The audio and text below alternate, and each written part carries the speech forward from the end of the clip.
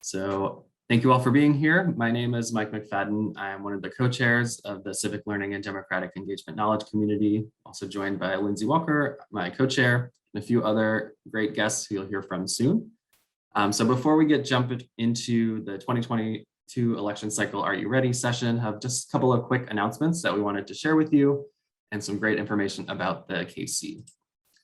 So first thing we wanted to go over quickly is just a plug for our KC Awards. It is awards nomination cycle for NASPA, and the CLDE KC has two great awards that we're looking for nominations for: the Civic Engagement Collaborative Program Award for organizations, programs, or institutions that are doing a really great job in the CLDE space, as well as the Rising Star for Commitment to Civic Engagement Award, which is essentially the same thing, but for an individual. So someone who's doing some really awesome work in CLDE that you'd love to nominate.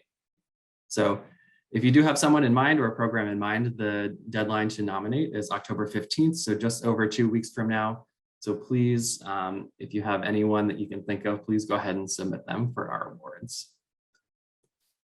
If you don't have someone to nominate, but you are still interested in possibly participating in the awards process, we still have another opportunity for you. So we are seeking people to serve as award committee reviewers as well.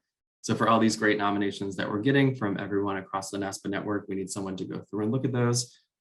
So this is kind of a very short-term, kind of low investment opportunity if you're interested in getting involved with the KC. So applications for this position are also due on October 15th. And you can see the link just through Volunteer Central. So another opportunity to get involved, we are also in the process of recruiting our next chair or co-chairs for the knowledge community. So this is a 3-year position. So you would, if selected for the chair or co-chair position, you would serve for 1 year as the chair or co-chair elect alongside me and Lindsay. And then after 2 years, or after that first year, you'd serve for 2 years as the KC chair or co-chair beginning in March 2023. So this is a really awesome opportunity if you are interested in the CLDE space, if you're interested in taking on more of a leadership role within NASPA and within the field. It's a great way to get connected with a lot of folks and to really kind of impact civic learning at kind of the national scale. So it's a really awesome opportunity. If you do have any questions about it, I'd be happy to answer those as well. So feel free to reach out. But this position nominations are due October 17th. So coming up kind of soon, but you can also apply for that through Volunteer Central. Next thing, just really quickly, if you hadn't seen, we just recently posted a new blog in collaboration with the Gender and Sexuality Knowledge Community through NASPA called Supporting the LGBTQ+ Community Through Civic Learning and Democratic Engagement. It's a really great set of resources, kind of a quick read, but there's a ton of information in there. You can see some of the different topics, so issues faced by the LGBTQ+ community, as well as different state and federal policies that affect the community, as well as some really awesome resources to help support the community, especially in the CLDE space. So as you're going out and going to volunteer with different community partners, if you're doing overnight trips, for instance, what are the different things that you should keep in mind to make sure that you are supporting your LGBTQ+ participants and students. So really great blog that we're really excited about, so please check that out. Then just a couple more things before we turn it over to the actual presentation. First is another upcoming event in the space of fraternity and sorority life. So we just kind of have a save the date for now, more information to be coming soon, but it's going to be November 16th, 3:30 p.m. Eastern. Going to be a really great opportunity for anyone involved in FSL work who has an interest also in CLDE work. So there's kind of just a natural connection that already exists there between fraternity sorority life and civic learning and democratic engagement, but what are some of the ways that we can maybe discuss how to leverage that connection to do even more good with these different students and organizations. So more details and more information on registration will be coming out soon. And then another event, actually the following day on the 17th at 1 p.m. Eastern, we invite you to join our CLDE KC General Body meeting. We'll be discussing a new resource that's coming out called the Anti-Racist Terminology Guide that our team, in partnership with the Student Leadership Programs Knowledge Community, has been working on. So we're really excited to share that and have some discussion around that and how it can be used to support CLDE on your campus. So again, more information will be shared soon, so keep an eye out for that. Then lastly, just a couple of quick opportunities to get involved. If you're not already a part of the knowledge community, just a general reminder, please check your NASPA portal and make sure you're signed up. You'll get access to our monthly newsletters, different invitations to our different meetings and webinars, and a lot of other information around CLDE. We also have 2 other leadership team openings, our communications and social media coordinator, so helping us out with communications and social media, as well as our virtual learning and engagement coordinator, so assisting us, kind of serving as the liaison between the knowledge community and NASPA for any of our different virtual events and webinars. And then lastly, just really quick, please make sure to follow us on social media if you aren't already. We're on Twitter and Instagram at NASPA_CLDEKC. You can also find us on Facebook, and our email is also there on the screen. So, ton of information really quick, but hopefully we can find more ways to connect with you all. But for now, I'm going to stop talking and I'm going to turn it over to Cassie for our presentation today. So thank you, everyone.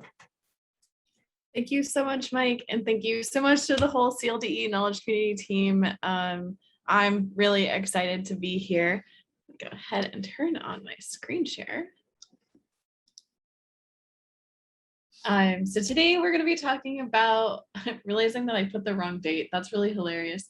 Okay, you can tell that I'm just going to preface all of this with that I spent the last week in the trenches of coding for my dissertation. So bear with me if things get a little weird for a moment. I've been reading about what professors think about talking about politics in the classroom for a hot second. But today we're going to talk about the 2022 election cycle and being prepared for it. And frankly, we should be preparing for it right now, yesterday, last week, right? So quickly to introduce my co-speakers as well as Campus Vote Project. So my name is Cassie Fibio. I use she, her pronouns, and I am the Curriculum and Research Manager at Campus Vote Project, as well as a PhD student at UT Austin, where I study political communication. I'm joined today by Dr. Kiani Gardner, who is our North Carolina State Coordinator, by Jayshawn Hyde, who is our HBCU intern, and then also in a little bit, Janae Stagel is going to be joining us, who is our voter-friendly campus intern. So we got a good mix of interns and staff on today, and I hope you guys can be on board with including student voices in what we're doing. So out of curiosity, how many of y'all on the call have worked with Campus Vote Project before? Just a show of hands. So a couple, thank you. I see some familiar names / faces, which makes me really happy. So Campus Vote Project is a nonprofit that works with universities, community colleges, faculty, students, and election officials to reduce barriers to student voting. So essentially our goal is to help campuses institutionalize reforms that empower students with the information they need to register and vote. So I can definitely read that to you off the slide, or I can tell you what that really means. Ultimately, what that means is that civic engagement work on a campus should be happening year round. This isn't something that just needs to happen on a cycle. If you want it to work well, it should be happening every single semester. And frankly, oftentimes there are local elections happening every semester. So our hope is that by being there to help our campuses through different programs that we have, that we can help support our campus administrators and faculty who do this work as they work to get their students activated in the political process. We are supported by the Fair Election Center. So that is the group that oversees the Campus Vote Project, for anybody who knows what that is. But on the ground, what this can look like is that in 10 states, we do have state-specific state coordinators who are often overseeing groups of fellows, so paid students who are doing this work. We also have the voter-friendly campus designation, which is an award we give out during every election cycle. And we'll talk a lot more about that toward the end of this. And also we provide a ton of resources that even if you are not a campus that works directly with us, is there for you to share with your students if you would like to use them. And we'll also get to hit on those a little bit later as well. So we want to know more about you, and as fans of Jamboards, we decided a Jamboard would be the best space to do that. So we are going to drop the Jamboard link in the chat. Let me know if that's working, and go ahead and introduce yourselves. And I changed that question from, we realized it was a lot harder to answer what the first word that comes to mind is when you say political. We're like, oh, that's actually kind of difficult. And so instead, we're going to ask you to introduce yourself with your name, pronouns, campus / institution, the role that you have on campus, and then answer the question at your institution, what is the least reached group of students when it comes to political participation and civic engagement? As well as any contact you would like to share with others on this call, because I have learned in this space over the last 7 years that some of the best ideas come from learning about something from others. I think my most successful programming at UT Austin was an idea that I got from the University of Florida that I pivoted to make work for my campus. So let's share ideas.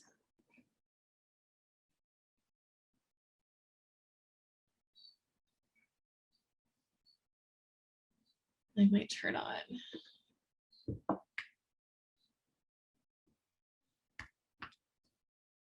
Hi, Lindsay. Hi, Katie. Hi, Christopher. Oh, Christopher, I don't have this today, but you said that your least reached students are your Indigenous students. We actually have a student advisory board member who is specializing in this and is a Native student herself. And so if that's something you want to work more on, my email is on here. Email me and I'll put you in touch with her, because it's a thing that we take really seriously as well. And also people forget that Native students often have Native elections, like tribal elections, in addition to federal elections. So there's a lot going on there. It's pretty cool. I talked to her yesterday, so it's like very, very front of mind. We have dreams of getting some cool Indigenous speakers to talk to our students. Hi, Dr. Sipes. First gen and commuter students. I agree.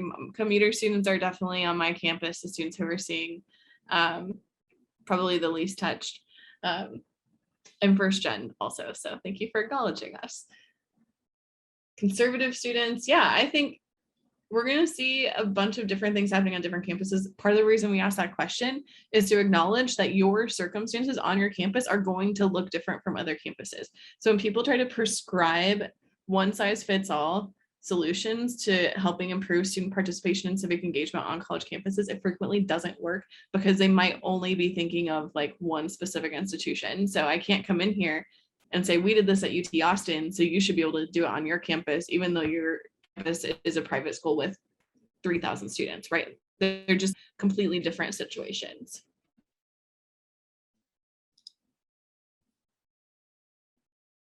Huh. Is there a way? I think someone tried annotating. There we go. Sorry, that was new. Haven't had that happen before.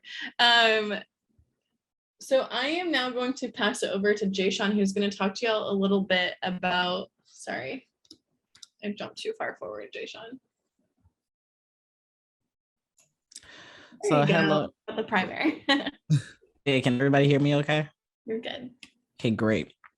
So my name is Jayshawn Hyde. I'm a senior political science major with a minor in public administration from Richmond, Virginia. I'm a student at the illustrious Virginia State University. So what I will be talking to you guys about is the 2022 primary and what we should be doing to prepare for it. So first and foremost, whether you attend Virginia State or whatever college you are attending within your current locality, please make sure to know when your primary election dates are when it comes to thinking ahead, because we all want to get a head start. And that first step ahead is to know when the primaries are going to be.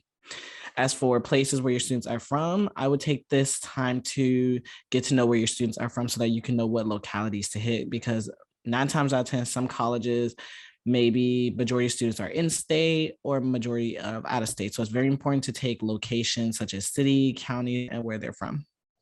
Use this time to your advantage to register other students to vote. So with that being said, you can hold events with your classmates, like holding classroom presentations, or if you're in one of your organizations, then you could also do maybe a voter registration drive. I know back at Virginia State, they did a voter registration drive on campus and at these apartments about 2 miles from our campus, because they're taking in consideration of off-campus living students. And just because it is the primary elections, do not treat that any less than you would treat the general elections. Every election that happens every year is very important because we're voting on different leaders. We're collecting much data, background that's going to be used in future elections, and that can also be used for research and policy purposes from former elections. It's also very important to get students into the habit of voting because there are many aspects in which people will say those who are older are more likely to vote than college students or high school students. So it's very important that we get current college students in the habit of registering to vote and just voting in general as a whole.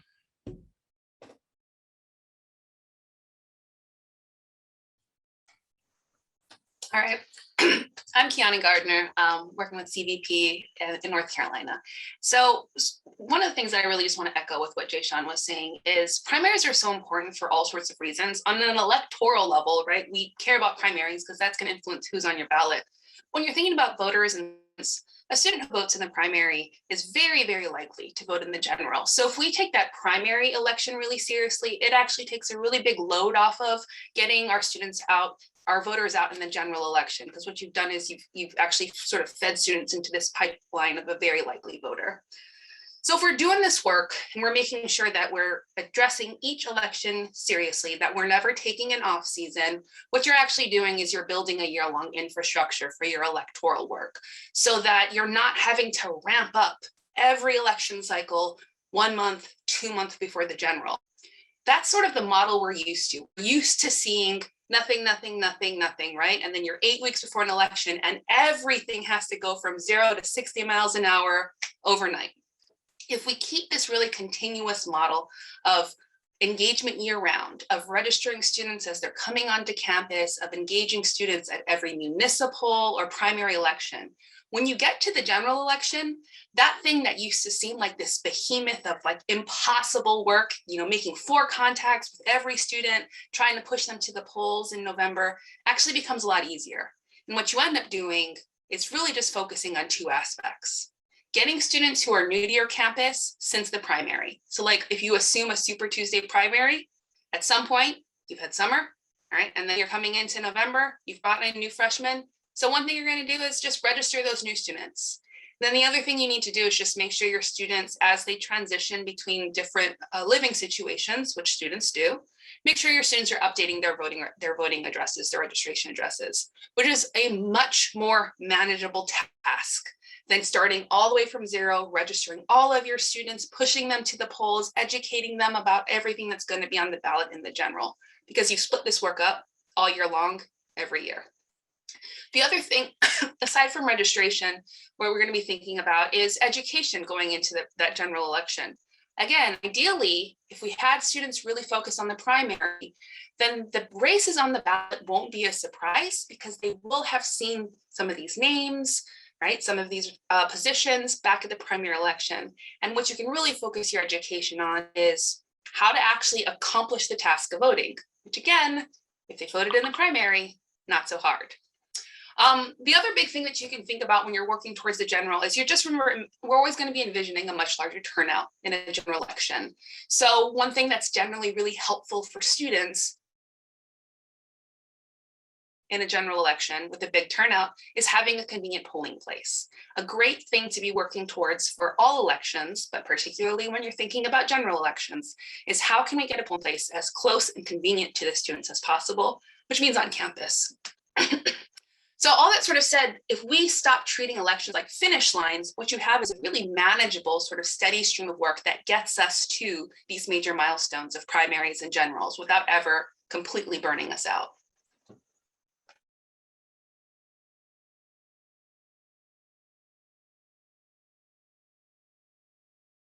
So we're thinking about 2022 primary and general election. We want to know what you're doing to prepare.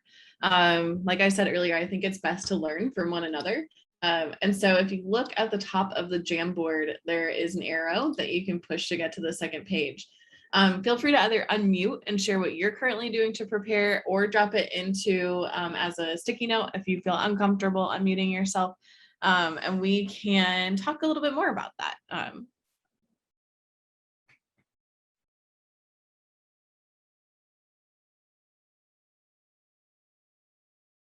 I guess, and I can tell you what CVP is doing to prepare really quickly.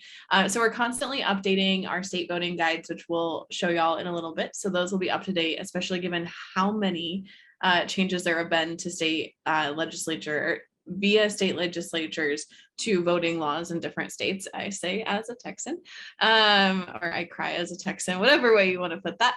And then also one of the things we're doing is actually adding a new state staff member, and we'll be starting to include some new democracy fellows in Arizona. So we're expanding to an 11th state, which is super exciting.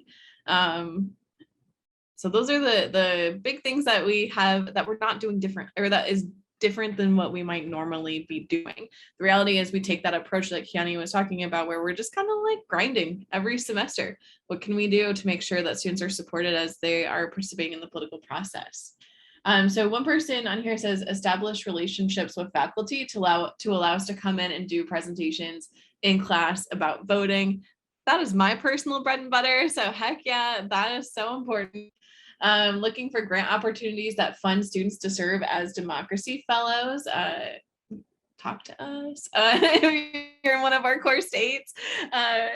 Including voter awareness info and regular tabling events throughout the year. Thank you. Yes, year round. I love to see it. Working with FSL students to understand how they can participate in civic engagement and how it ooh, that moved. Where did that go? Did anyone else see that happen? Meeting with NAACP and League of Women Voters to plan programming and outreach for spring semester. Next week, we will have post midterm elections on D2L and a link to pledge to vote in 2022. I think you bring up a really great point.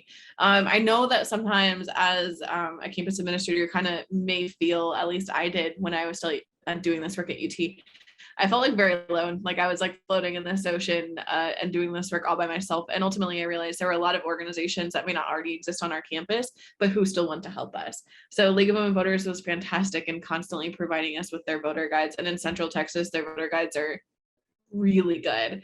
I know that at Houston-Tillotson, which is an HBCU in Austin, that NAACP, their student group is who is doing voter registration on their campus, right? It isn't a different organization. So one recommendation I have in that space is to avoid turf wars. Instead, say like, talk about how you can collaborate with one another so you can access the most support for your students as possible. I think sometimes it was a thing that I personally saw, that sometimes people can get very kind of precious about space and who's doing what. But if you can instead work together and say, hey, if you're going to be tabling every day, like these outside orgs, that means I can go into classrooms more frequently and do more classroom maps. So let's talk about how we can work together to make sure these different spaces on campus are covered. At the University of California, we're just starting to put together a plan for 2022. We just wrapped up a 3-week sprint around the California special election. Said you deserve rest. take a vacation.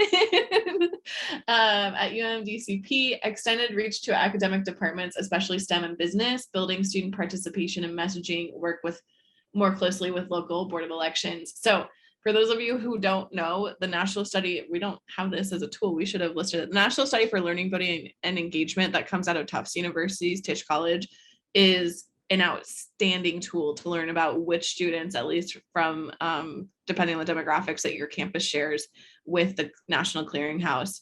You will learn that STEM and business students nationally and are not turning out to vote at as high rates as the rest of campus. But you'll actually also get the data for your campus if you are signed up for that. If you have more questions on that, feel free to grab my email from the first page and I'll get you connected into NSOLV information. Partaking in volunteer opportunities such as phone banking. At UNF, we are building these pieces since this has not been a focus on our campus in the past, very much in the infancy of civic and democratic engagement initiatives. But yes, I'm so glad y'all are doing it. I think it can be really overwhelming when you first start because there are a lot of pieces that you have to get rolling. And if it's kind of like when you try pushing a train, right? It kind of feels impossible at first, but it can happen. And yeah, does anybody else want to add or want to tell us more about what you wrote on your sticky note? Can I ask a quick question? Yeah. So the kind of idea about not making each election its own kind of standalone finish line and having it be like, primary to general. the Maryland primary is in the middle of the summer.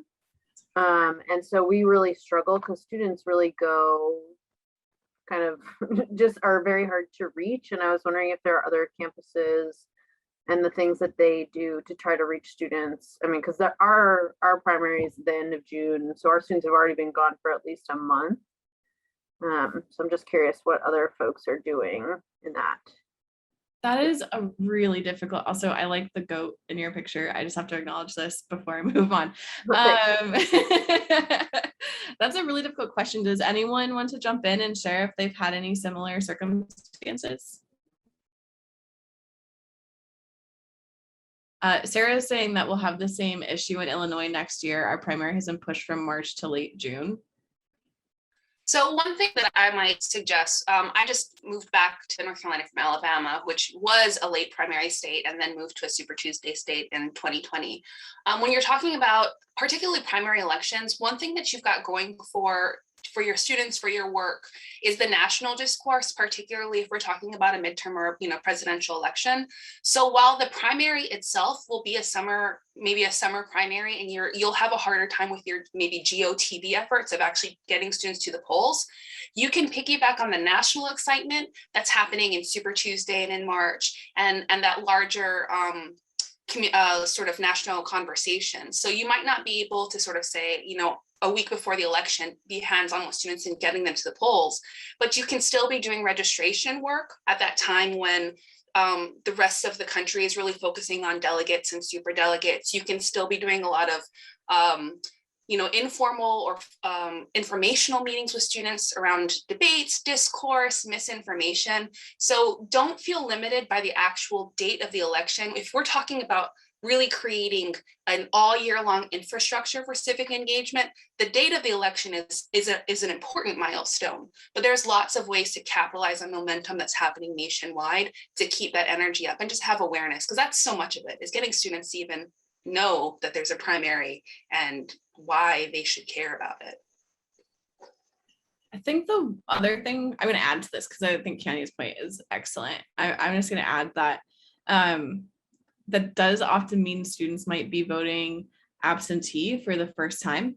And so that's when you need to start shifting towards thinking about, if those students are registered on your campus and want to remain registered on their campus, they should ultimately, it kind of depends on the state to be perfectly honest, but they should ultimately qualify for absentee ballots if they are not on campus. And so I would also lean in really hard into making sure students know how to request it. This is all very state dependent, but learning how to request absentee ballots, how to fill those out, what they need to do to make sure that their signatures match, like whatever the intricacies to your specific state are, start learning about that now. If you have a strong relationship with your local board of elections, lean on that too. So how can I work with you to make sure this goes as smoothly as possible with our students?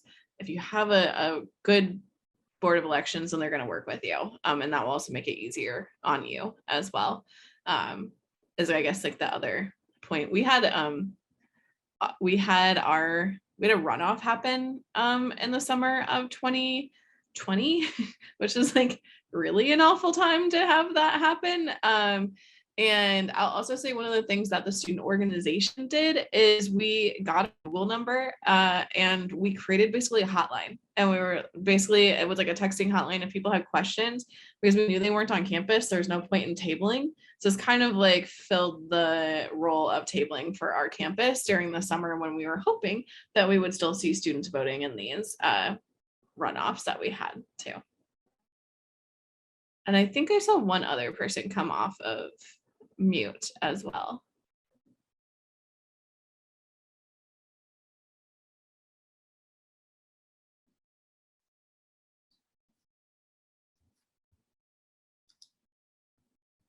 So thanks y'all for sharing. I think that hopefully we can all take takeaways from what one another are doing. I'm already like, oh, I want to share this with my students. That's such a good idea. So we have a list of tools and resources that we want to share with you. Just a short one. There are many in this space, and one of the resources we're going to share is a list of resources. And so I'm going to turn over to Kiani first to talk to you about our state student voting guides. Yes, absolutely. So one of the things that we've got, a resource that we make available through Campus Vote Project are these state voting guides. These are really just a comprehensive list of sort of the important information that a student would need to know to vote state by state. Again, as Cassie mentioned, CVP is a project of the Fair Election Center. So our election information has been curated on sort of the state by state level by our parent organization. We update it, we keep it as easy to read and as easy to understand as possible. So this is just a great resource so that you don't have to reinvent the wheel. If you're doing just a hardcore, how do we inform students about how to vote, where to vote? This is a place you can go and you can find all this information, from what ID do you need to vote in your state to how do I register? Can I register day of? All of that information is here. One thing I like to sort of point out about these state guides is this is actually going to hopefully take a lot of lift off of any of your students who are volunteering or any of your other faculty, staff who are helping with this effort. Theoretically, right, you generally know the election laws in your own state, but there's also a high likelihood you've got students who are out of state students. And it's not necessarily reasonable for every student who's doing voter registration to know what to tell the student from 4 states away who's asking about absentee information. But we've got all that information for you here. So we've got these guides for your own state. You can pull them up for other states across the nation as well, and hopefully just have a really easy time curating the information that's going to be most relevant for your students. You can find all of this at our website, which is campusvoteproject.org. Cassie's put the link inside the chat. And we do, and these are updated for any 2021 elections right now, including some in North Carolina. We just had a recent voter ID law struck down like 2 weeks ago. So it's got our most current information. You keep it up to date. And if you've got questions about it, you can always reach out to Campus Vote as well. But hopefully this is a useful guide, particularly again, if you've got students from lots of different states, because we don't expect anyone to be an expert in every state's voting law.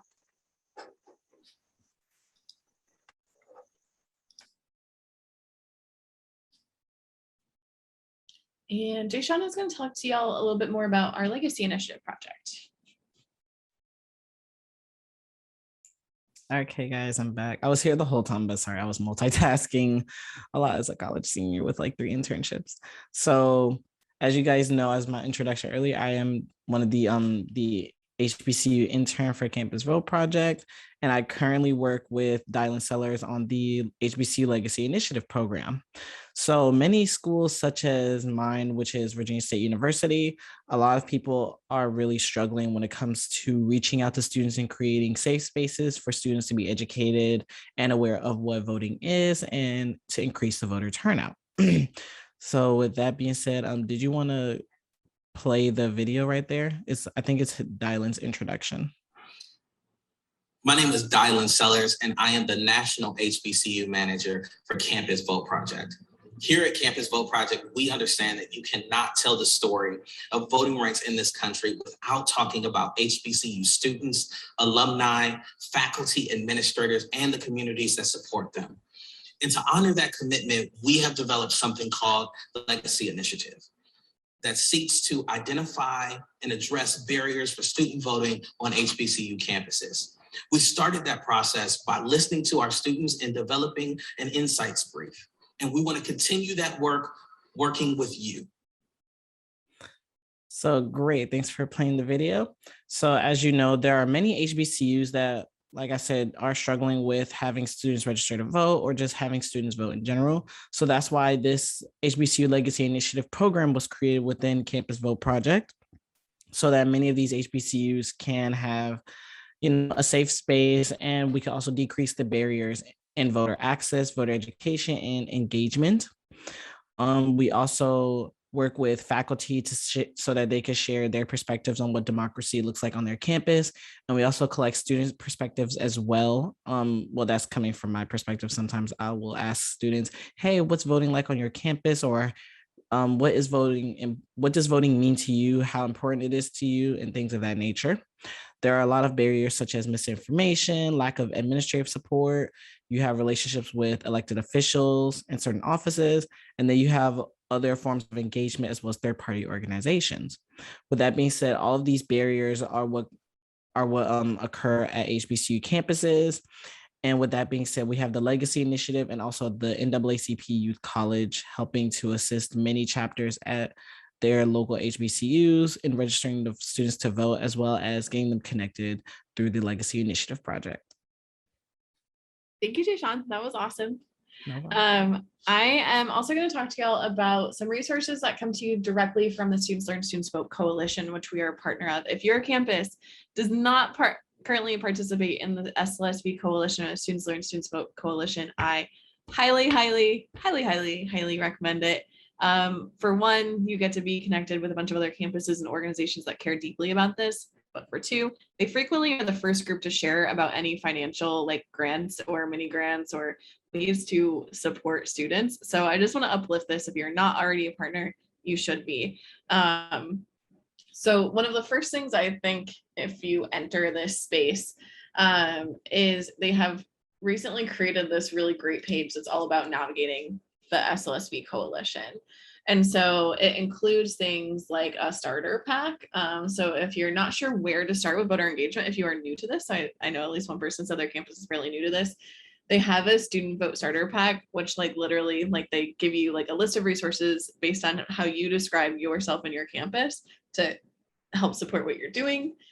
They also have some SLSV Coalition explainer graphics. So if you're like, wow, I've tried really hard to say the word before turning it into its letter form. But if you're like, I do not know what all of this means, I just need to like see it written down somewhere. They have graphics.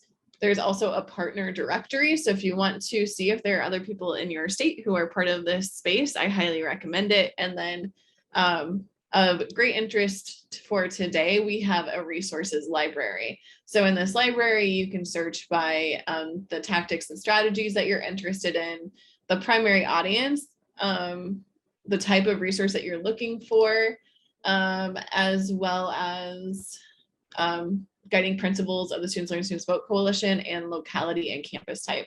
So if you did want to look, actually, we said a little bit ago that we were interested in learning more about tribal colleges, right? We have these resources available that can support students and tribal colleges. So I just want to uplift this space. A lot of hard work was put into making it happen.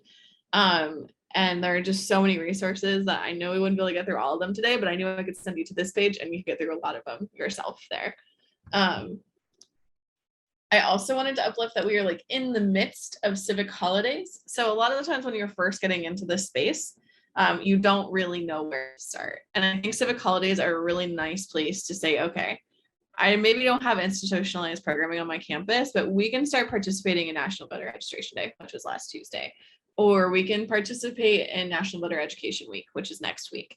And in that, it kind of provides you with like a nice way to ease yourself into doing this work, frequently supported with many grants, hint, hint, wink, wink. And also you'll be joining a bunch of other campuses doing this work, which I think is always really helpful because I like to learn from all of you. So I dropped the link to Civic Holidays into the chat. The Civic Holidays include National Voter Registration Day, National Voter Education Week, Vote Early Day, and Election Hero Day. The Vote Early Day, National Voter Education Week, Vote Early Day, and Election Hero Day all kind of started in 2020, but we're super launching into that. National Voter Registration Day has been around for a little while at this point. And I don't know, I just feel like they're all like really nice ways to get introduced into civic engagement in higher ed spaces. Then the last tool I wanted to share, although I don't think this is the new one, so bear with me. Nope, it is not. Because the new one is not published yet, I don't think, but is the Strengthening American Democracy Action Planning Guide. So this is a guide on how to create an action plan for your campus. This is a collaboration between a bunch of different organizations, NASPA included. And so when you're looking at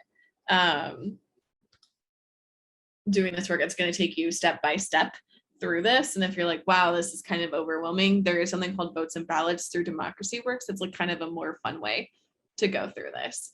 I feel like I just threw a bunch of resources, or that we may have just thrown a bunch of resources at you. Again, all of our contact information is on that first sheet of the Jamboard. Please feel free to grab it and say like, hey, can you talk me through that one thing, the SL something? And I've got you. I'm happy to support that.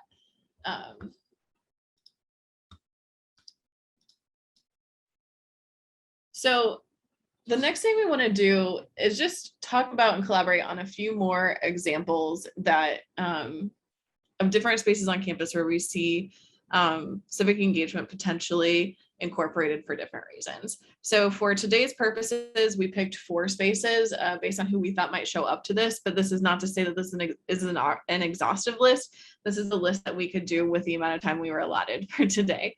And so what we will be doing is jumping back into the Jamboards and asking you to give examples of work that is happening in these spaces. But I'm going to quickly give some examples myself to get us primed for this. So we talked about classroom presentations when we were doing introductions. Some of the campuses that are doing the best work around voter registration, especially ones that do not have online voter registration, are doing it in classrooms, where they are doing a quick like 5 to 10 minute classroom wrap with the slides that they send to the professor ahead of time. And they go in and they are literally handing out, I saw this happen at UT, but I know what's happening at other places as well. We do the presentation, we hand out the voter registration cards, we sit at the ends of aisles silently with clipboards and sticky notes and pens, and we're adding a sticky note when there's a problem with a voter reg card and sending it down the aisle, and somehow registering classes of like 400 or 500 students this way. And so that is something that is happening and a pretty large scale on campuses around the country. So I know we did over 300 classrooms in during the primary, I think, for 2020, right? We didn't get to really do this as much during the general. As we were saying earlier, our NSOLVE data is telling us that STEM students are not particularly turning out to vote at very high rates. So what can we do to support STEM students who might be interested in getting other STEM students out to vote? So I know at Pitt Votes that they have a civic ambassador program where they are recruiting students from around their campus to be ambassadors to talk about voting. And they have specifically set up a civic ambassador program where they are being represented by STEM students to STEM students. I think this is a lesson we can learn in a lot of spaces. When you can find a student who represents the group that you want to reach out to, that's always the best way to approach this. So that's a really great example from Pitt. And then for Greek life, we're seeing this play out in a couple different ways. So I know one of the cool things is we're seeing the Divine Nine. Many of especially the sororities, are working at a national level to encourage their students to do voter registration as their service projects.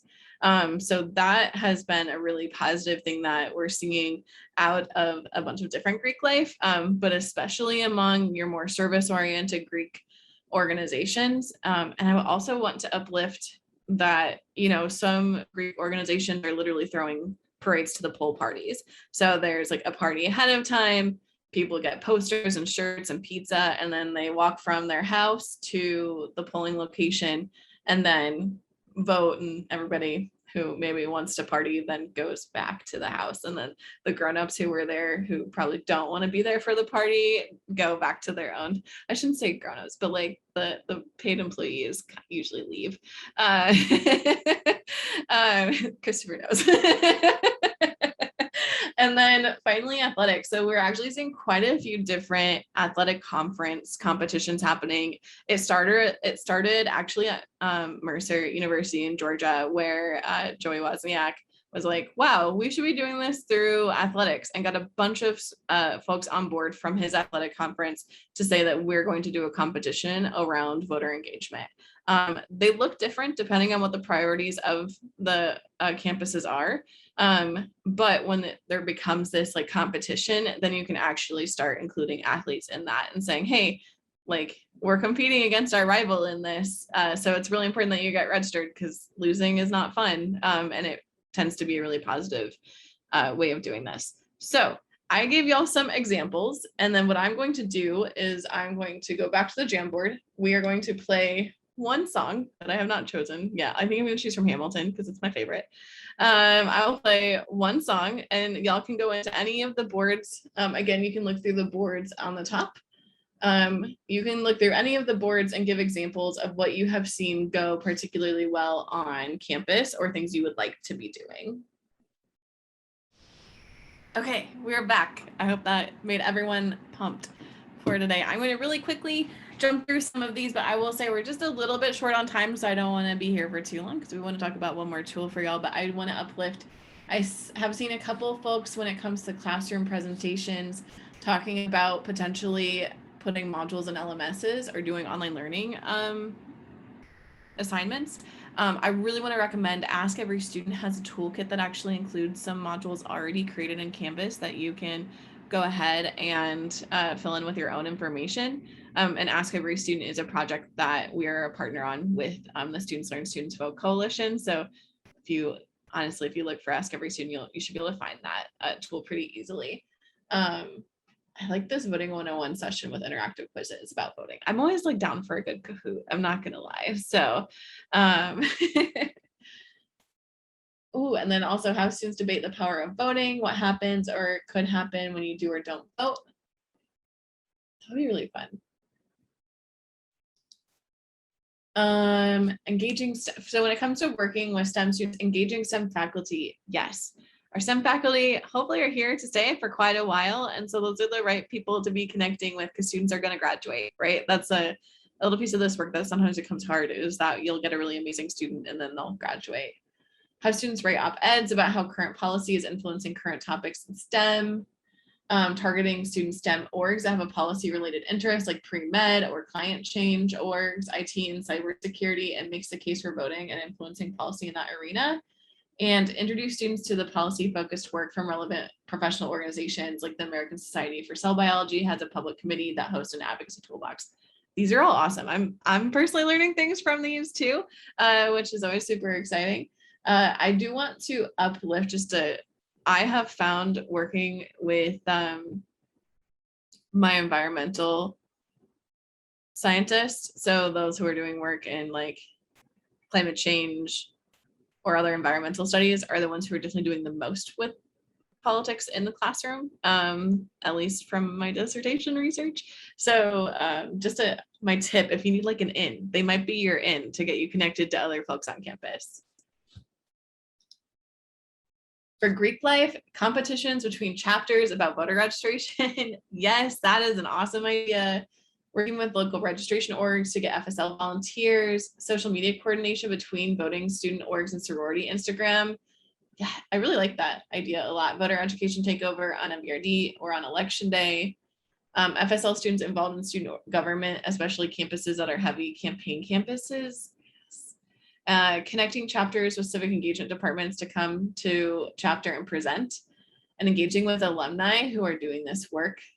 I think that's actually one of the things I've seen be the most powerful is when organizations bring in an alumni who might be an elected official to talk and they do voter registration concurrently with that program. I've seen that happen at a couple different campuses quite successfully. And creating videos of members of chapter to encourage voting. Yeah, I think these are all really good ideas. I'm gonna steal some of these. I'm gonna share these. It's not stealing. We're gonna share some of these with one another. And then working with athletics, tabling with prizes during tailgate. That sounds fun. Having prominent student athletes create videos for the campus about voting office hours. So giving athletes the opportunity to join a Zoom meeting or come in person and get registered to vote or answer their voting questions. Athletes and coaches walking to the polls with students. I would recommend adding like an expert in the voting space to that as well, because what we have seen is that they might have problems at the polls. And when there is a problem, that's when I can say, let me call this contact I have. This is what happened with the UT football last semester is I had to like call in people I happen to know to help support them.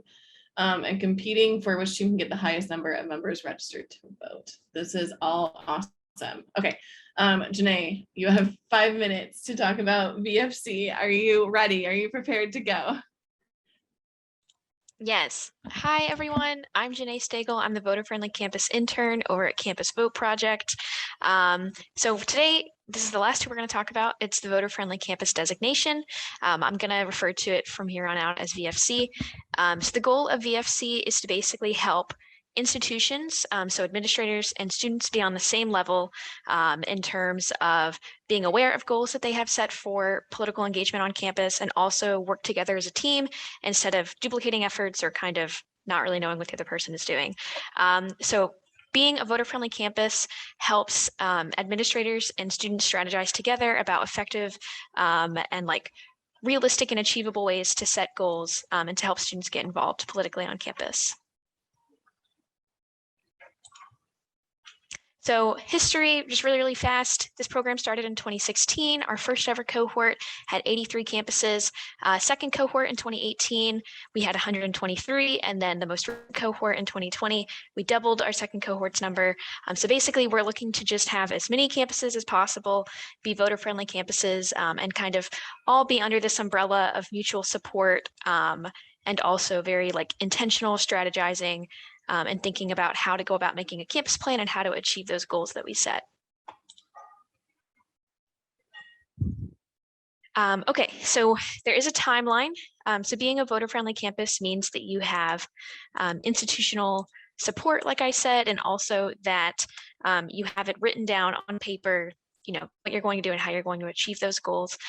So as of right now, we are taking statement of interests to be a voter-friendly campus. It's honestly pretty quick and simple to be a voter-friendly campus. It takes about 15 minutes to fill out a statement of interest form.